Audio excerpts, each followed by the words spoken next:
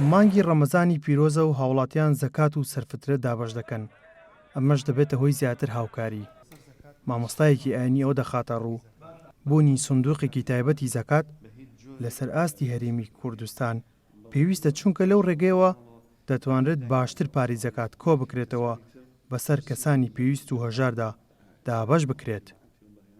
زەکات بدرێت بۆ کەسانێک کە فەقیرن. ئێستا مەسەڵەن فەقیر کەسێکە ماڵی نییە، پارەی نییە، حاڵی نییە، مسکین بدرێت بە کەسێکەوە مسکین بە کەسێک دەڵێن ماڵی هەیە بەڵام واریدەکەی بەشی ژیانی ناکە. یعنی ماڵی هەیە خاوەنی ماڵە بەس بەشی ژیانی ناکە. کەسانێکن قەرزارن پارەیان نییە قەرزەکانیان بدەنەوە بچی بێ بۆوانە.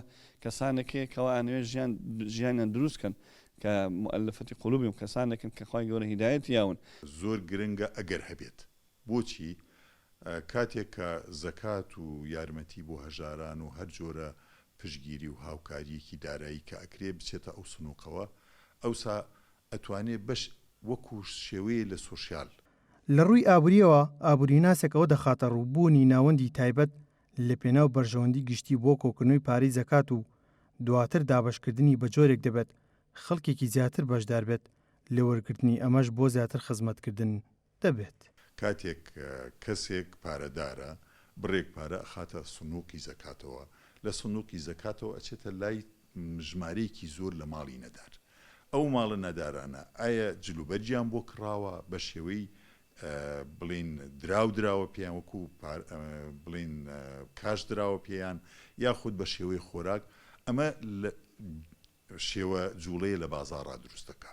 ئەم زەکاتە ئەگە بەڕاستی بەدەستێکی ئەمین کۆ بکرێتەوە و دەستگایەکی چاک پاک سەرپەرشتی بکە و دوور بێت لە هەموو کوتلە و کوتلەکاری و تەحەزوبێک و بدرێت بە خەڵک بە بێ جیاوازی بەقەت بوجە دەوریە بێ.